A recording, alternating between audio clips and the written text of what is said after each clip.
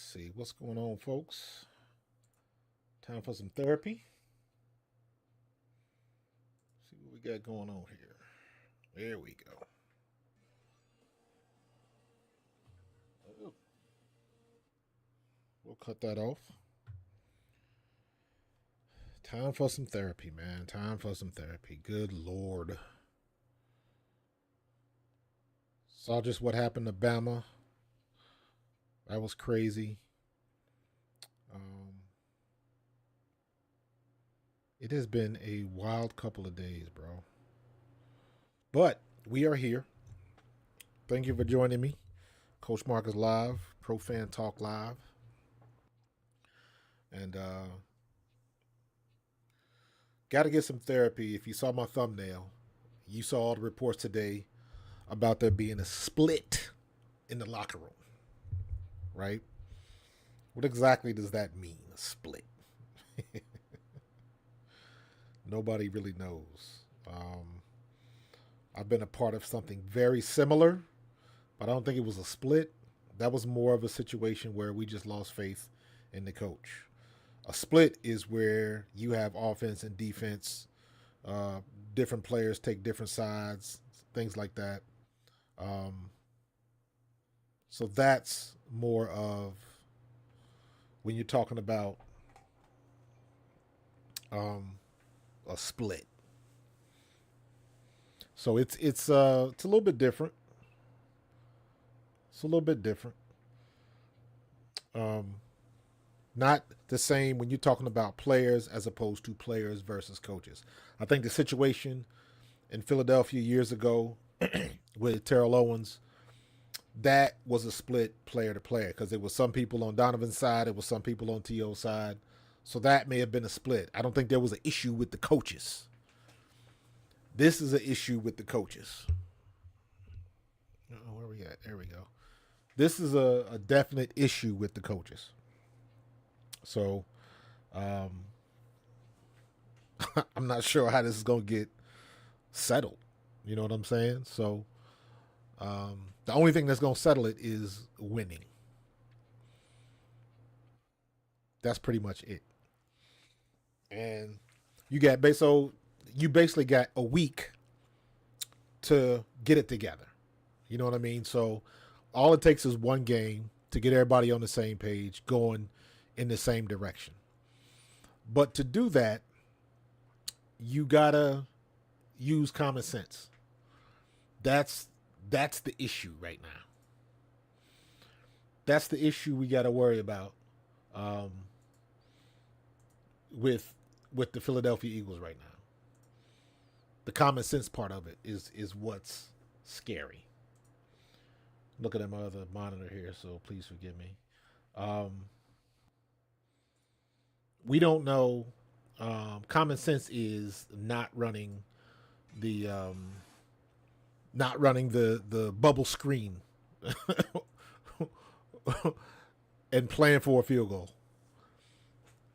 Common sense is knowing who the best wide receiver is on the field and getting him the ball when we need to move the ball down the field. Common sense is knowing that the best pass pattern for A.J. Brown is the slant across the middle and running said route, running said play to get the short yardage we need. If it's 3rd and 5 or less, we don't have to throw the ball 30 yards downfield. You don't have to be that aggressive. You got to be smart. And for whatever reason right now, we're not. On the other side of the ball with defense, uh, we are struggling right there. I see my boy Mike Cador, um, some of my college teammates. I appreciate you. Can I turn this sideways? Can't rotate your phone. Gotcha. Anyways, I see Mike Cador watching. I see Frat watching. I see Alfie Love watching. What's up, Alfie? Eagles fan representing the crib, Cincinnati, Ohio. I see you, homie. Uh, Ghost Wolf is watching. Gary Cease, I see you. Appreciate y'all. And I am live streaming on YouTube right now. I'm going to keep doing this because I had such good feedback last time. So I'll be doing Facebook Live and I'll be doing YouTube live stream. So check me out on Pro Fan Talk on YouTube. Look it up. We live streaming right now. But we got to talk this out, man, because you saw A.J. Brown and his disgust and his frustration, shaking his head, walking off the field. And you know that is not directed at players. That is directed solely at coaches. Because you go in the film room and you watch the same play 8-9 times, depending on who did what. It's funny when you have a bad play, when a lot of people got minuses on a play, they'll rewind that film and point out stuff 80 million times. One play might take you 10 to 15 minutes to get through, one play.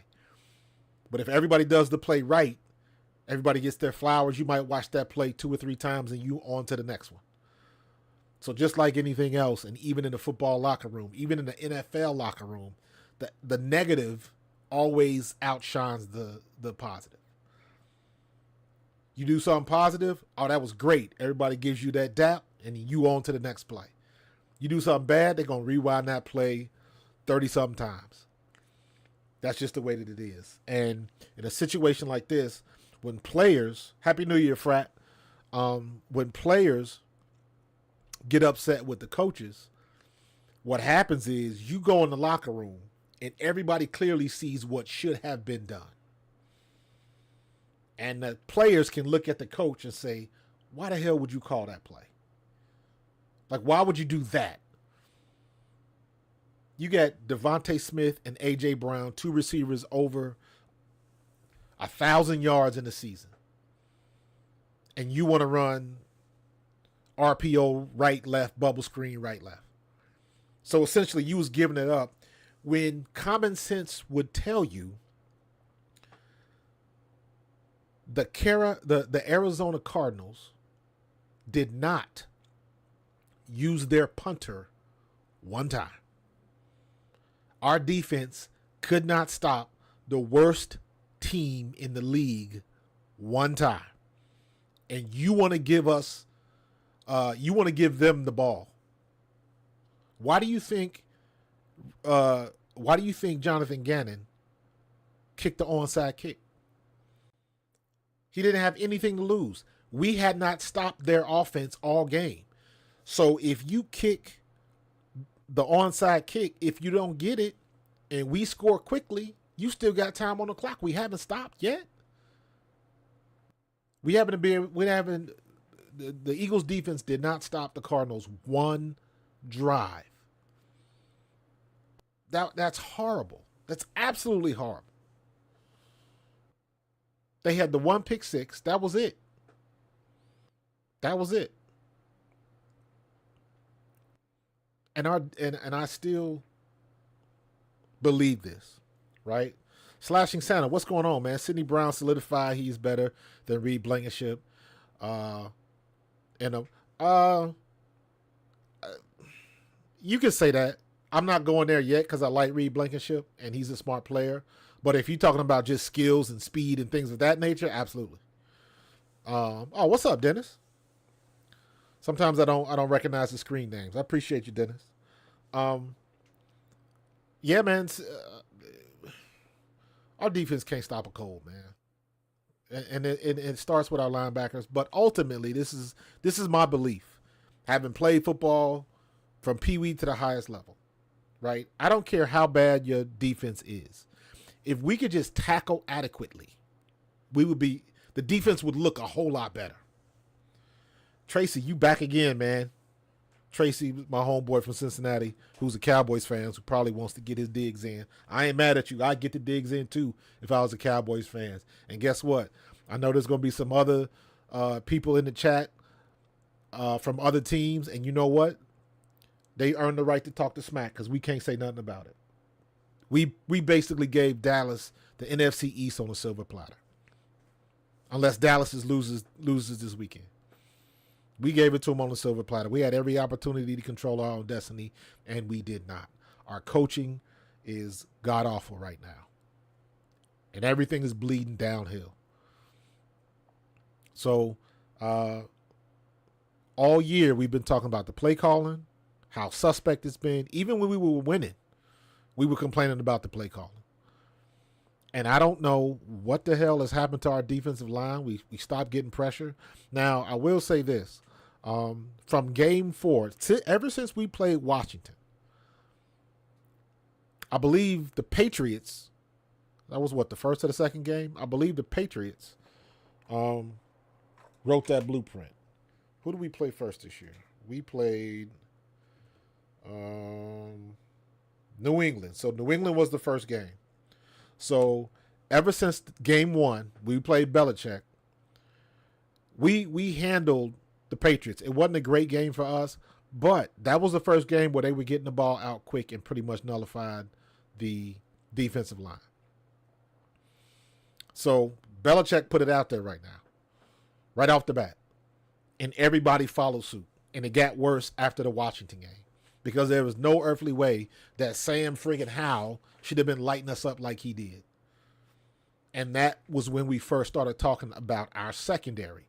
And then we started getting the injuries, and Bradbury got worse and worse. And then more injuries, and the Kobe Dean went out, and then it just got worse and worse. Then we kind of got an uptick, right, when we got Zach Cunningham and Nicholas Moreau, because they started playing well together. They started looking really good. And then it just stopped. And then our tackling just got worse and worse and worse. I've been talking about tackling all year because you know me, I'm old school. So don't get me on the rabbit hole about what we did in camp and what they don't do and the two-a-days versus new-a-days and all of that kind of stuff. I beat that drum to death. I beat that drum to death.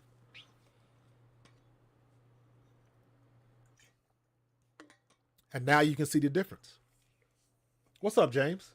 Thanks for joining me, bro. Now you see the difference. Now you see the difference when nobody hits in camp. This is what you get. You got guys that know how to tackle and a lot of guys that don't. Period. That's it in a nutshell. So, Happy New Year, Tracy. I appreciate you, homie. Yeah, James, the secondary is not working out well, but we knew that. We knew the secondary was in shambles. Heck, all the way when we played Dallas and Buffalo. That same defense that was in shambles beat Dallas, beat Buffalo.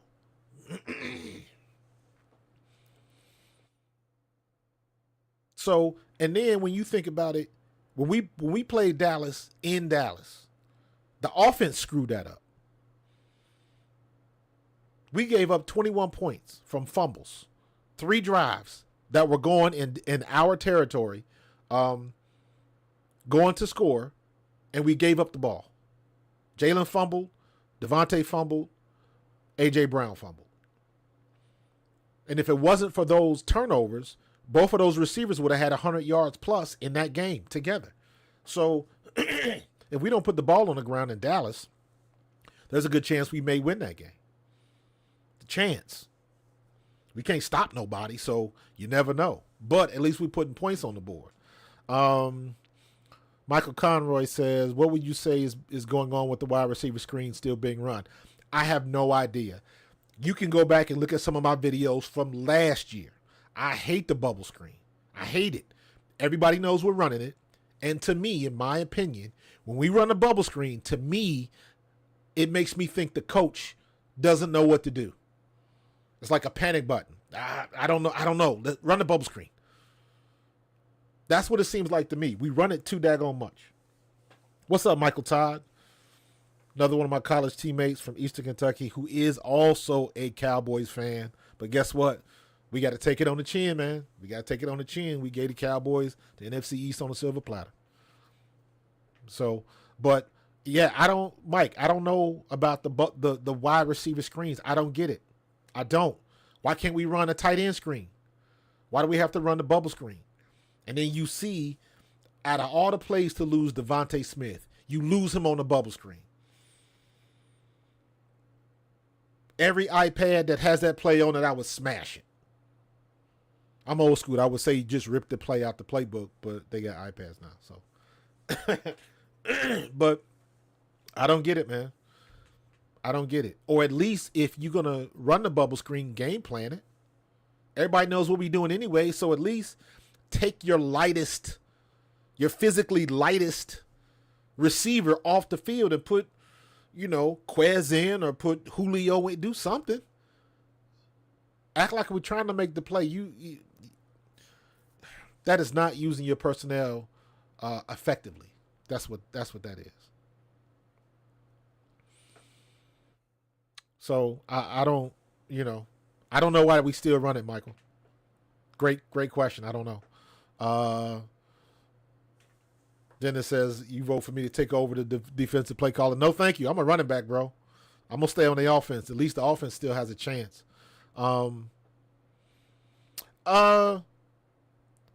Mike, that's a good point. They have this era is so big on analytics, and you got to have the feel of the game. I'm sorry. Sean Cornish is watching. That is my road dog. That is my homie. What's up, Sean? What's up, homie? Mary Ann, I see you watching. Merry New Year to you. Everybody's too enamored with analytics. You can merge analytics with common sense. And in my opinion, the best coaches do that. They know how to use what you have available to you. Because guess what? Back in the day, we had analytics too. You had a big play chart and you watched a whole bunch of film and you knew on 3rd and 5 to 10 yards that this was the defense they ran. And when they're in that defense, they blitzed 38.7% of the time. When they're in this defense and this player is on the field, then they blitz only 20% of the time. So that's what analytics gives you. And back in the day when we played, we had analytics, but we did it by hand. And it worked. When you watch the Amazon broadcast, when they put the stuff in there and they give you they basically give you the guess on who's going to blitz. They got an algorithm that crunches the numbers based on analytics. They just give you the answer faster. So, I don't know what to say. Howie can't draft or develop players. You can't say that, Devolia. The reason why you can't say that is because that's the reason we have somebody like Jason Kelsey. And who's to say that Nakobe Dean might not come back or Nolan Smith? So that remains to be seen because everybody's got to play it out. As much as we hated Derek Barnett was not a bust. Derek Barnett was a productive player. He just got on everybody's nerves because he's always the one that was in front of the camera for a penalty. And then there's that soundbite with Nick Sirianni's like, it's always that guy again. That's why everybody's so down on Derek Barnett. And don't forget, Derek Barnett made the play that damn near got us the Super Bowl. So I don't just throw that out with the bathwater. Derek Barnett was a productive player. The media hype is what turns everybody against you. So I tell you what, it couldn't have hurt having Derek Barnett on the team because the rest of our defensive line really ain't doing much. Josh Sweat talking about getting home and then you get Kyler Murray dead to rights and you whiff. And we didn't last year. We made the plays last year. That's the difference. We're not making those plays this year. Yeah, Gary, do bro. That you barking up the wrong tree about the tackles, bro. I've been beating that horse for a long time. Michael Todd, AJ Brown not getting the ball enough. I agree. The problem was for about a 3 to 4 game stretch, Jalen was forcing the ball to AJ Brown and he was missing open receivers. So you got to dial that back. But that's not the problem with our offense. In my opinion, the problem with our offense is strictly play calling. Our play calling is god awful garbage. It's booty juice, man. I'm behind it. Y'all keep coming with this chat, man. Hold on. I saw something from James. Oh, James said if I think if we can get back to the run, it would help Hurts out. Yeah. The offensive game plan can't be a slant to Gainwell on 3rd and 20. Yeah, but that's not on That's just the play calling. That's the common sense stuff, James, that I was talking about. Like, you go back and you look at all of the great runs by DeAndre Swift and Kenny Gainwell. A lot of those runs, they had to bounce. It was an inside hitting play, and that was DeAndre Swift, a running back being a running back, and he made something happen. He made chicken salad out of chicken shit. The middle crashed down. DeAndre Swift is not a tackle-to-tackle runner. Gainwell's a little bit better for that, but I don't understand why we don't try to get DeAndre Swift outside. You saw in the game, we finally pitched the ball to him. They did a skinny pitch and they did a wide pitch. Both of them were successful. And it's almost like, oh, we can check that off. We did this, so now we can say we did it. So let's go back to what we normally do. That's what it looks like. That's what the optics are. You get what you need to get, and then you don't go back to it. So we've proven that the run game, I'm all over the place tonight. We've proven that the run game can work. We just don't run it enough. That's the problem. There we go. So we can run the ball. We should be a run first team. Even now we still have arguably one of the best offensive lines in the game. And we want to drop back and throw and throw and throw and throw and throw. And when that happens, to me, that proves that the coaches are trying to prove a point. The coaches are trying to say we can throw the ball on anybody, and it's like we can't. Let's have a balance. Our best games when we were balanced. Again, on the defense, when we beat the Giants the couple weeks ago, 2 weeks ago, the run-pass ratio was 35-38. We had 35 runs and 38 passes. The game was close because the defense can't stop nobody. But at least that helps us put points on the board. So, Adrian Bird, what's going on, bro? I think coaches get too much ego, and I think they outsmart themselves. You know what I mean? It's like, I like to use Little League examples.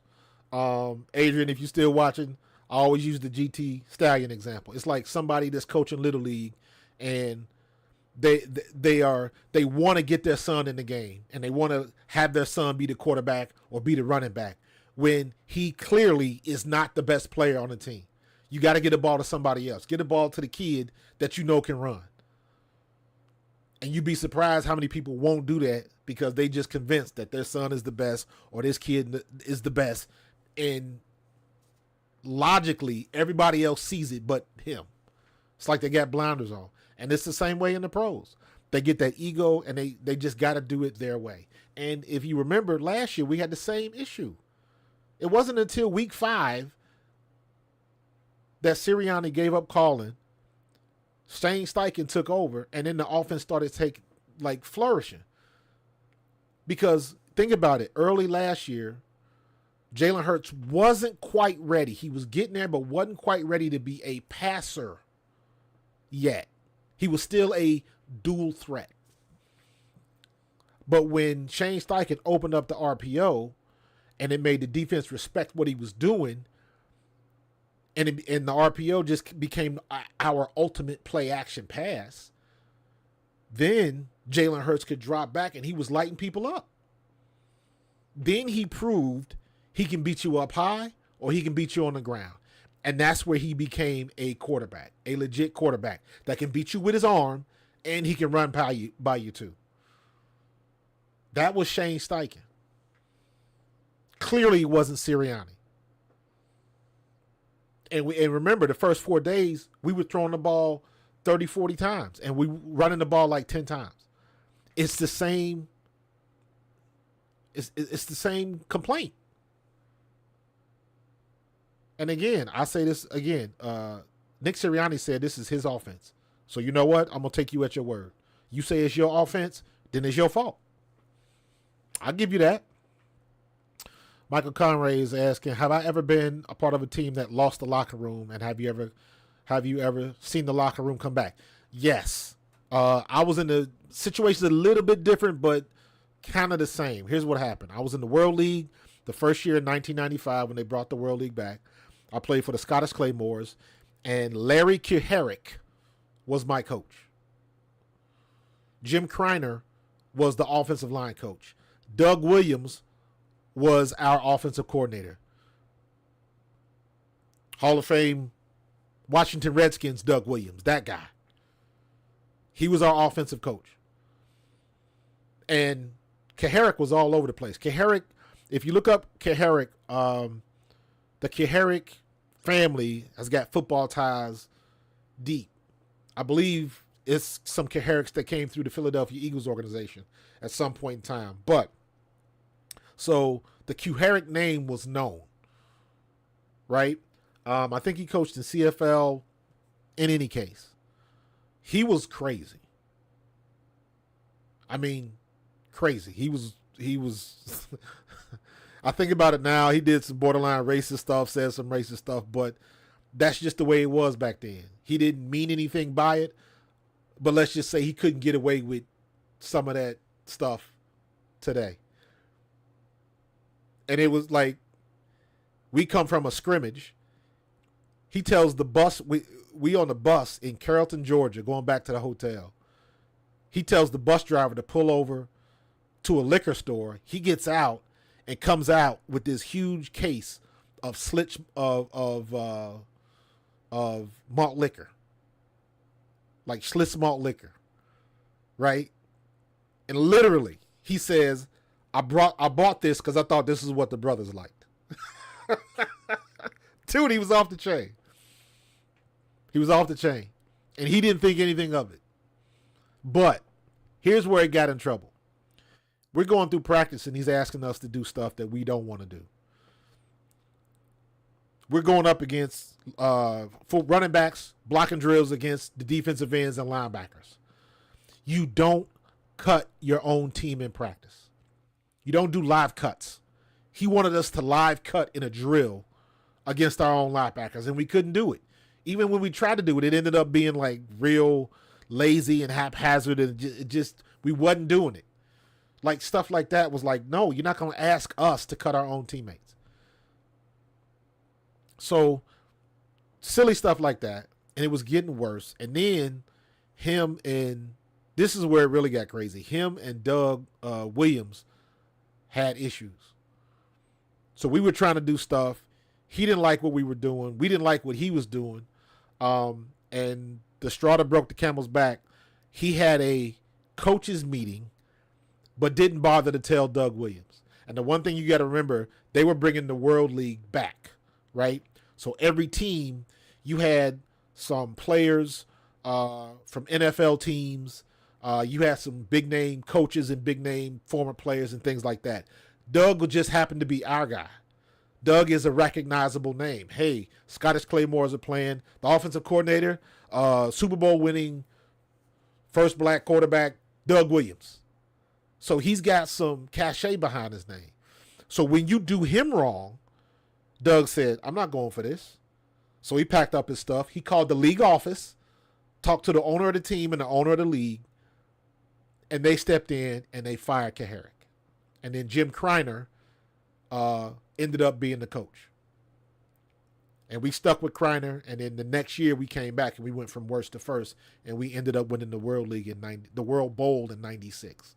So yes, I've been a part of that. Worked out a little bit differently, but ultimately it was the players against the coaches, or against a coach, because we didn't like what he was doing.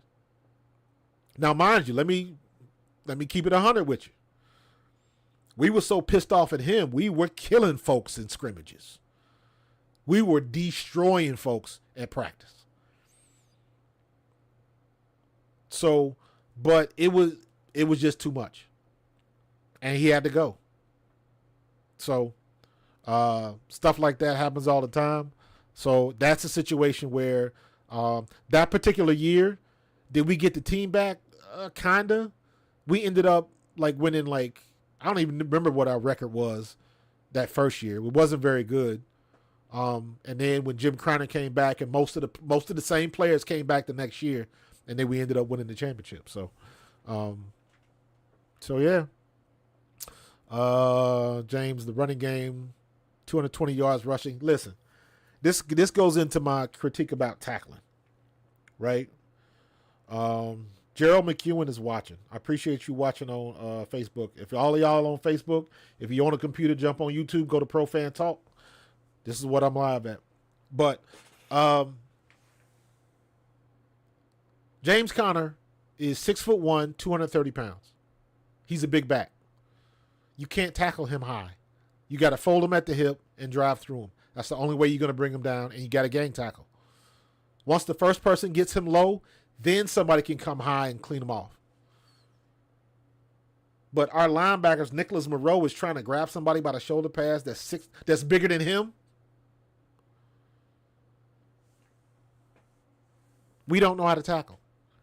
That's the problem with our defense. Even Sidney Brown and Reed Blankenship. How many times has Reed Blankenship hurt himself in the Dallas game? Because he don't know how to tackle. He comes in, ducks his head, hit right on top of the head, gets concussed. Concussion protocol. Luckily, he didn't miss a game. That's not knowing how to tackle. We did the same thing last year with Marcus Epps. So, it is my opinion that the biggest detriment to our defense is not our back end.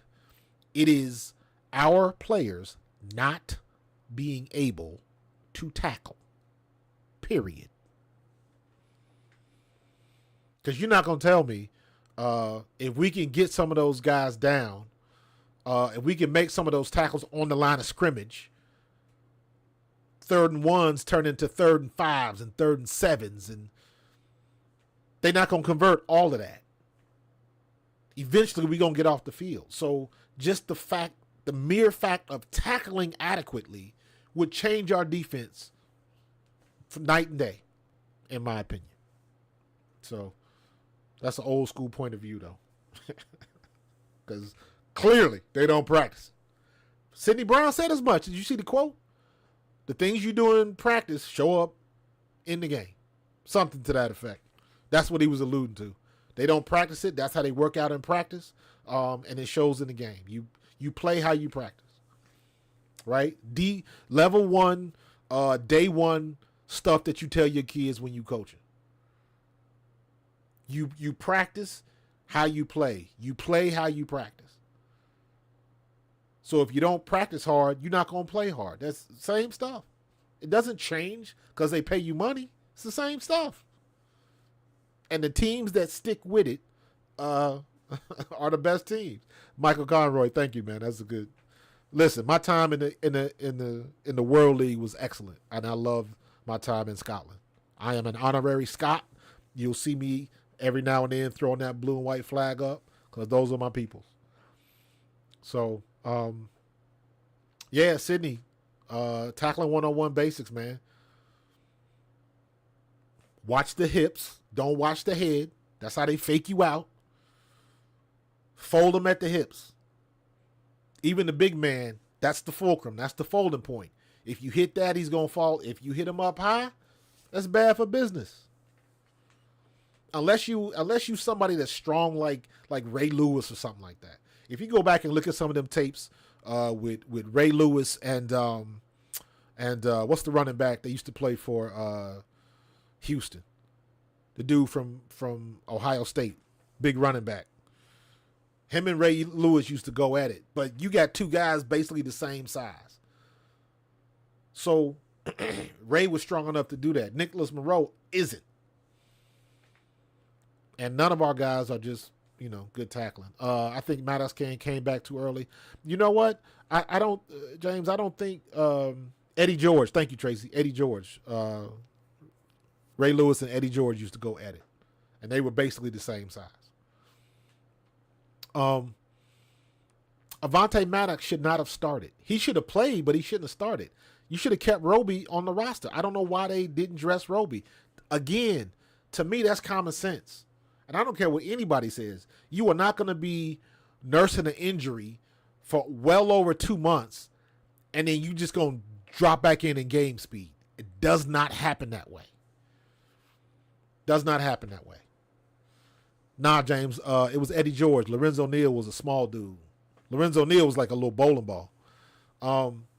Yeah, Avonte Maddox. They made the wrong call on that. It was that Matt Patricia or was that Sean Desai? Because when you look at the situation now, what's the difference between Matt Patricia and Sean Desai? Nothing. No difference. So we should have kept Desai in there. They couldn't tackle with Desai, and they damn sure can't tackle with Matt Patricia. So what was the point? So, um,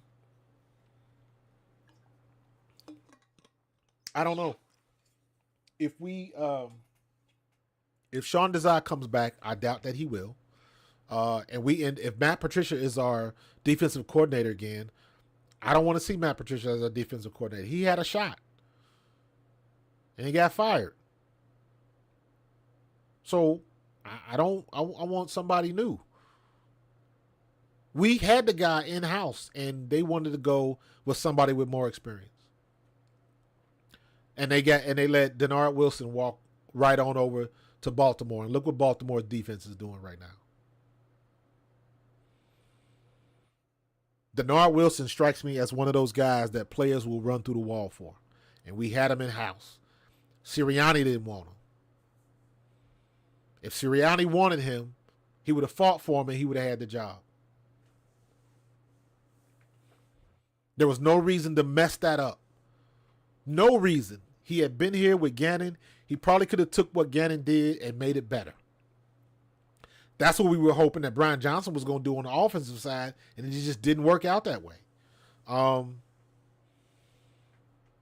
You know, no, I do not think Slay is out because of Patricia.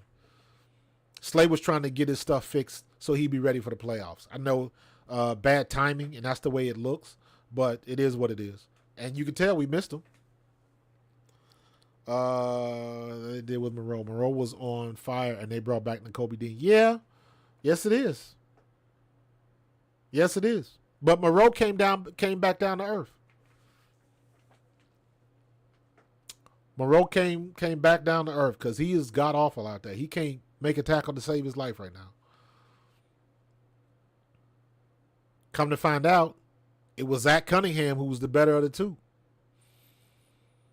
Zach Cunningham looks like another version of who's the linebacker we had last year that we got from San Diego.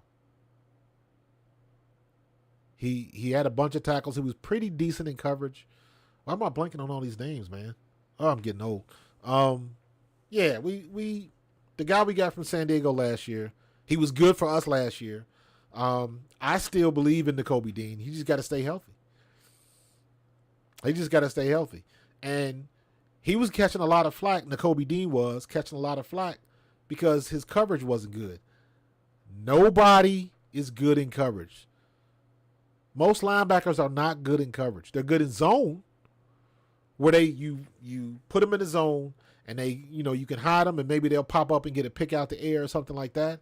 But there's not many, if any, linebackers that can cover. And I make this distinction all the time so people will understand, right? There are a lot of linebackers that can run. Fred Warner, Greenlaw, Roquan Smith, Zach Cunningham. I'm sure there's some other ones. Micah Parsons. There's a lot of linebackers that can run. TJ Edwards. But they can't cover. That is a whole different skill set. I can run with anybody. But the minute a slot receiver or a running back changes directions, that's a problem. And there is no linebacker that can cover DeAndre Swift. You look at what Dallas does. They put Kevontae Turpin right on the slot. Linebacker can't cover him. Dallas Goedert is good at route running. So they have trouble with Dallas Goedert. But the size matchup and the speed matchup is more in the linebacker's favor because tight ends are big. But if you look at what San Francisco does, they put slots Debo, CMC, they put everybody, you check, everybody in that tight ends position. Linebackers don't cover tight ends. They cover the end man on the line of scrimmage. So if it happens to be Kavontae Turpin or Christian McCaffrey or Brandon Ayuk or Devontae Smith, whoever it is, they got to cover that end man on the line of scrimmage. That is how you win matchup battles. That's what winning the chess battle means. You shift your people around so you get a mismatch in coverage. Last year, Van Der Esch was not going to cover Kenny Gainwell. He couldn't. That's when you get him caught up and you get the pass interference penalties because a linebacker will grab you rather than get beat. He'll take the penalty rather than give up the touchdown or the big play. And that's what they're taught to do. If you're going to get beat, grab them, bring them to the ground, but don't give up the 6. Don't give up the touchdown. So, how do you prevent that? Well, you shift people to different sets and you put the key guy in motion. Figure out if they're in zone or in man-to-man. If the linebackers shift over and everybody moves, okay, you know you're in zone. If somebody runs with you, you know they're in man. Either way, you know what matchups you have. And you can win those battles. But you just got to plan for it. And our coaches I don't know what they're doing. I don't know what they're doing. We still don't have hot routes. How many times have we been talking about that this year? We still do not have hot routes. I do not understand that at all. You have to have a hot route. Gannon blitzed us how many times? And you see it coming. If they can see it on the broadcast, you know Jalen Hurts can see it, but we don't have hot routes. If you got a blitz from your right side, you should have a hot route that says, "Hey, I'm giving you a signal. I'm doing something because he's coming. So I need to get rid of the ball quick. Run an immediate slant. Do something. You have to go where he was so I can dump you the ball because there's nobody there anymore." That's what a hot route is. They got hot routes in Madden. Come on now. We just don't have them. And I say this all the time. The first time I said it as a joke. But I'm serious with it now. The NFL is a copycat league, and we the only team that don't copy. I don't understand it. I don't get it. So, you know. So, back to the original point. And by the way, if you didn't check out my thumbnail, I did that thumbnail tonight in Photoshop. I was pretty proud of that one. I've done a series of thumbnails, and I try to make it look like movies. But with all this stuff, that was perfect. With the split and the shattered glass, I thought that was perfect. So, yeah, man, we got to get this locker room together. The only thing you got to do is win and do common sense. A.J. Brown has one of the best runs as a wide receiver in Eagles history. And then what happens? Jalen's trying to force him the ball too much. That's because the boy is getting 125 yards a pop. Force feed him the ball. It's working.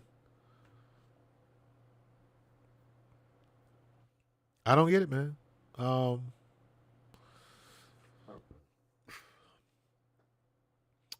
South Jersey says the Eagles' hot route is bubble screen. I can't argue with you. I cannot argue with you. That's what it seems like. I have to reevaluate the coaches at the season. Yeah, but for now, you have to get back to running the ball. It's their only. I agree with you, James. But I mean, you can't even say it that way because our offense is not the problem. We might stall on offense a little bit, and we'll bitch and moan about the play calling, but we scoring points. Jalen had one of his best games, but we couldn't stop nobody. Defense cannot stop. We couldn't stop the Cardinals. We couldn't stop Kyler Murray, man. We couldn't stop Kyler Murray in the worst team in the league. We lost to a 3-win team. They didn't punt. That's how bad our defense is. That's how bad they are. Got to laugh to keep from crying. So when I see the stuff about A.J. Brown not speaking and it was directed at the coaches, damn Skippy. Because you can't go in the locker room and cuss out a coach. It's happened before, but usually that's bad for business. Because there's no, and this is me, I think that A.J. Brown is smart enough to understand that no good can come from that. And it's not going to help them on the field. So you don't want to be in the locker room walking on eggshells. And the one good thing about Sirianni is, at least it seems to me, that he is open enough to talk to these guys and really like air it out. That's the one good thing about the relationships that he's built and all that kind of stuff. Alfonso C is watching on Facebook. Alfonso, I appreciate you, brother. You can check me out on YouTube too, Pro Fan Talk on YouTube.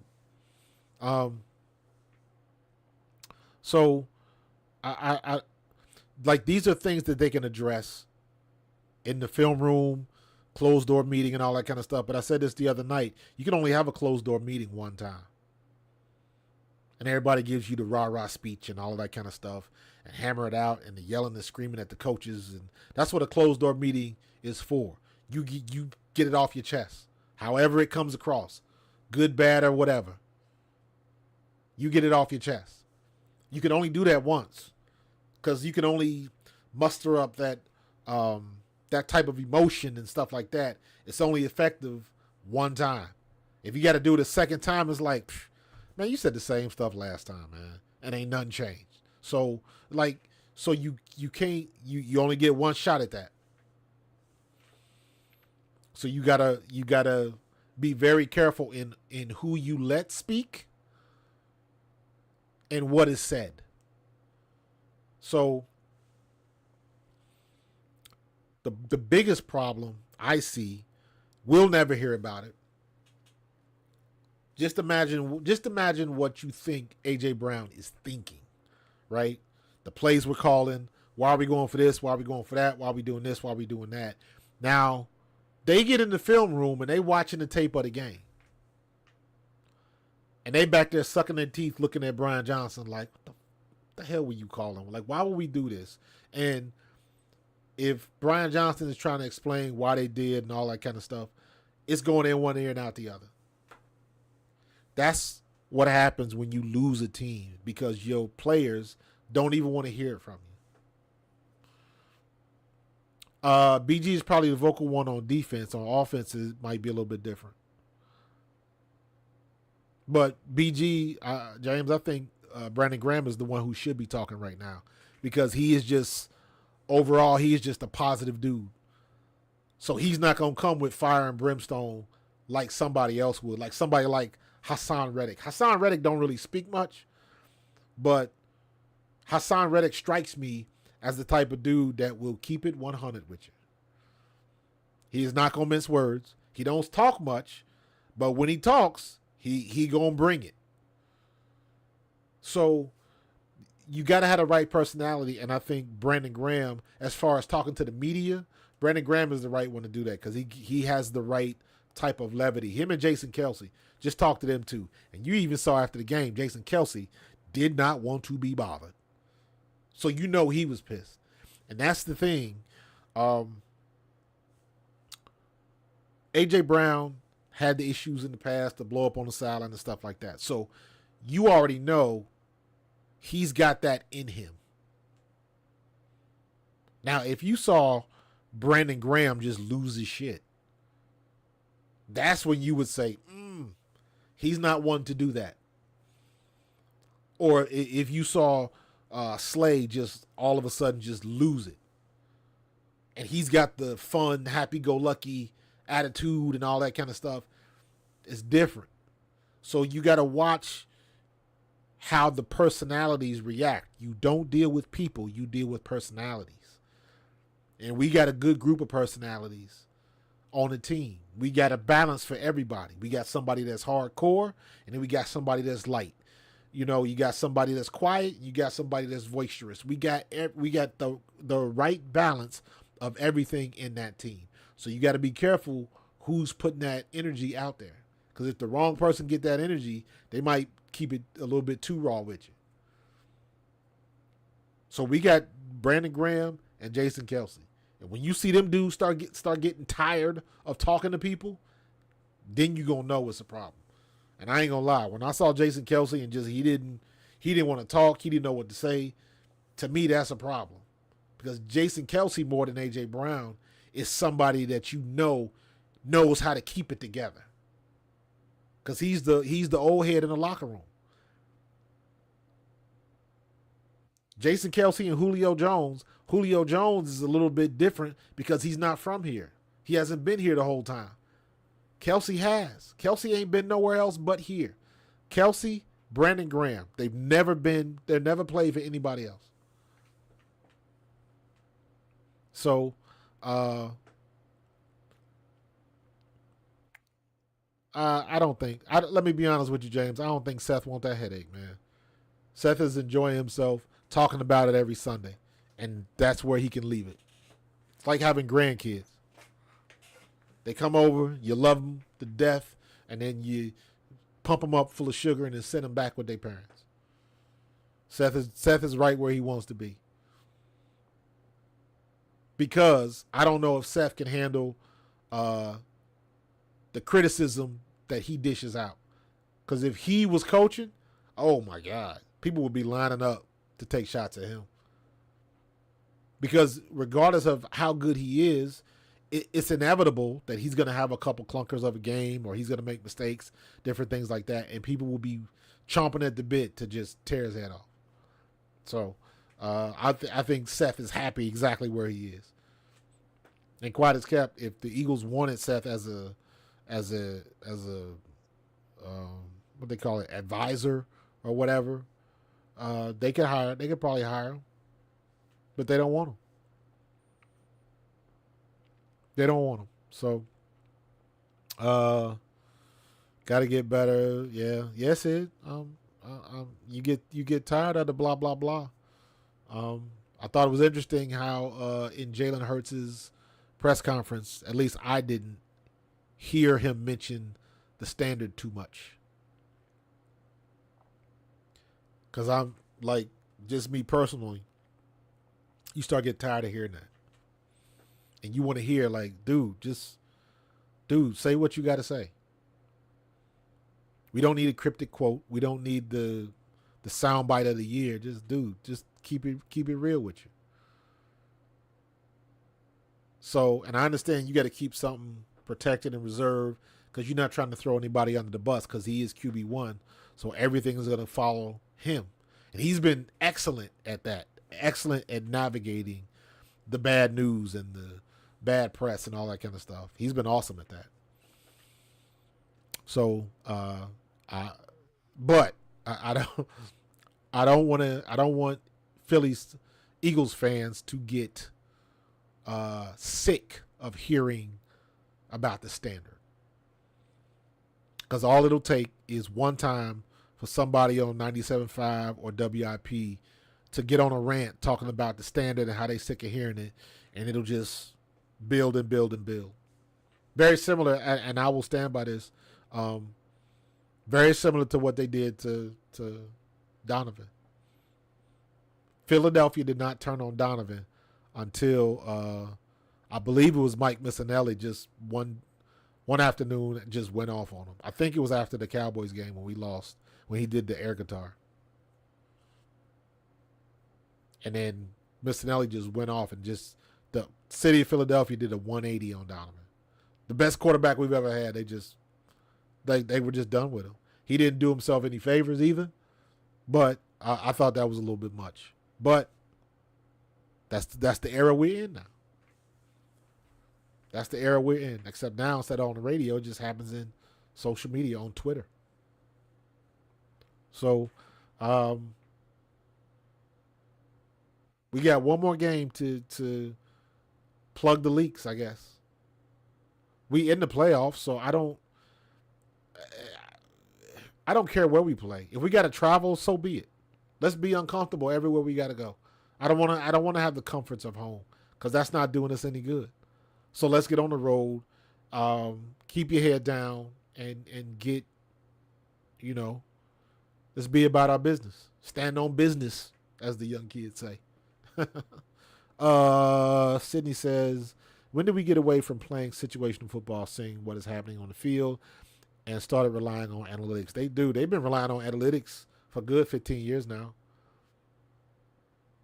Once they started spitting out the stuff, and really, it just, if you think about it, it started in baseball.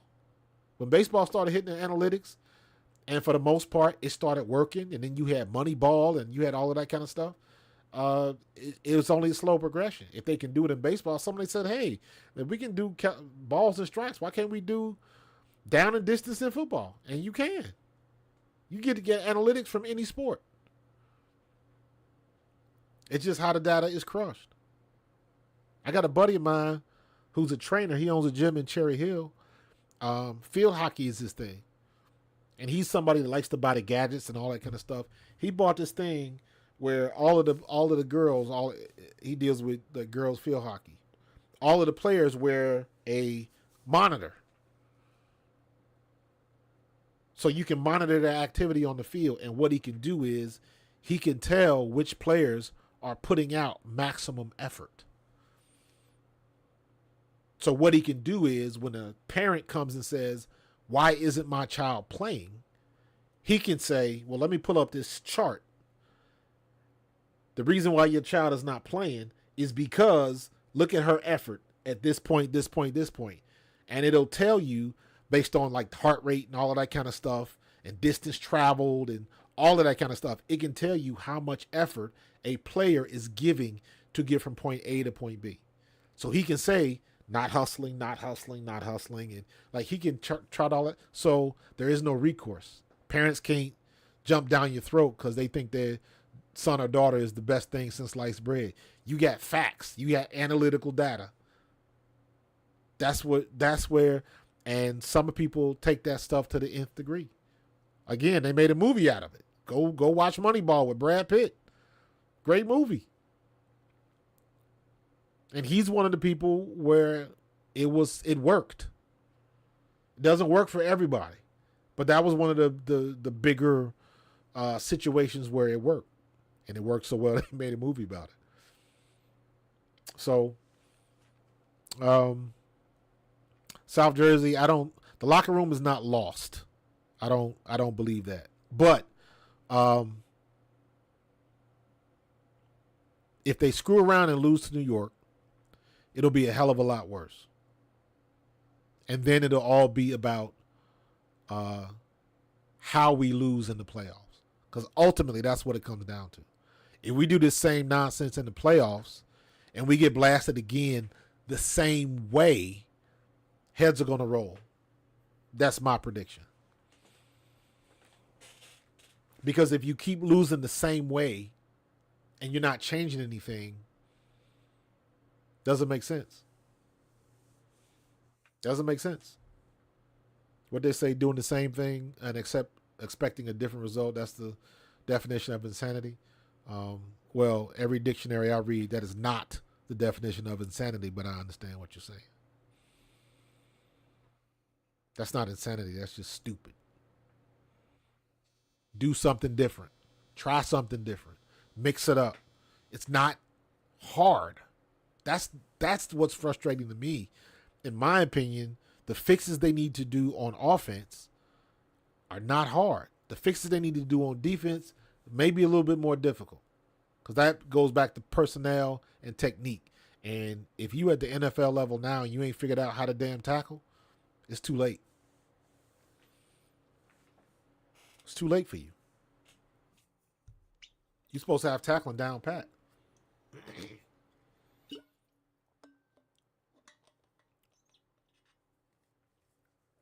James, we can beat Tampa Bay. We can beat Baker Mayfield. Will we, though? Because we couldn't beat Kyler Murray. Baker Mayfield is better than Kyler Murray. Tampa Bay is better than Arizona. So we can't. I can't look at it like that anymore. It's not about who we're supposed to beat. It's about what we do on the field. And right now, um, as a offensive player, I am saying this: defense still wins championships. If they can't score, they can't win. We couldn't stop Arizona one time. All we had to do was make one stop. How many third sevens, third and sixes, third and eights did they convert? All of them. So our issue right now is, can the defense make a stop? Period. Go no further. Offense is going to put points on the board.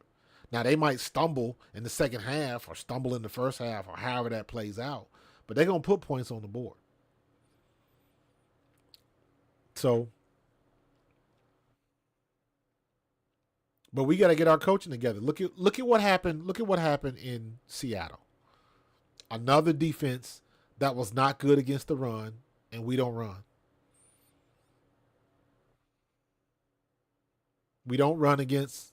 No, I'm sorry. We do run against Arizona, um, but just Arizona was the play calling and playing not to lose. Yes, Mike Evans will be tough. Slay should guard Mike Evans. So we'll see what's going to happen when Slay gets back. Is his knee going to be 100%? Like, we still have those questions. And again, like, I don't know, because I don't know what they do in practice. Is Slay going full tilt in practice? I don't know.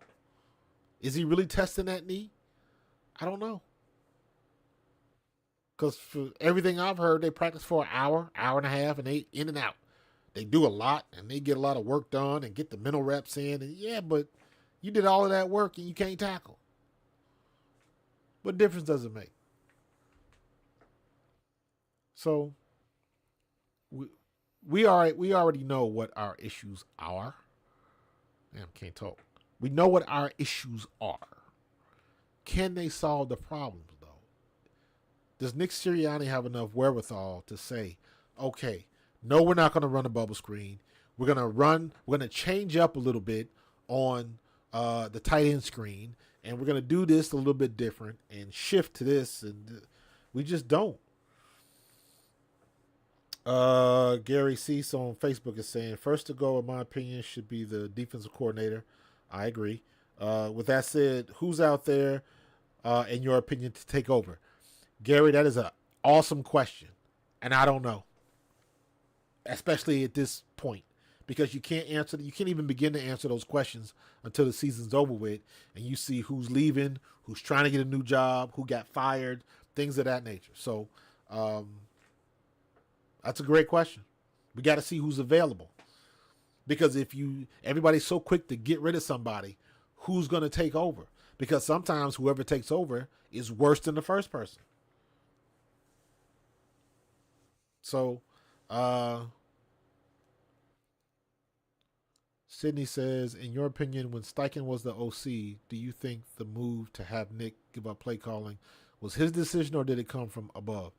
I think it may have been a little bit of both, but I think basically it was Nick's decision, because as a head coach, everybody's not cut out to be a coordinator and a head coach. There's a lot that goes with that. And even look at what Kansas City is going through. Andy Reid is a great coach, is a Hall of Fame coach, but calling plays and being a head coach, you got a lot on your plate. And again, it comes down to, who are your assistant coaches? That's what matters. Who are your assistant coaches?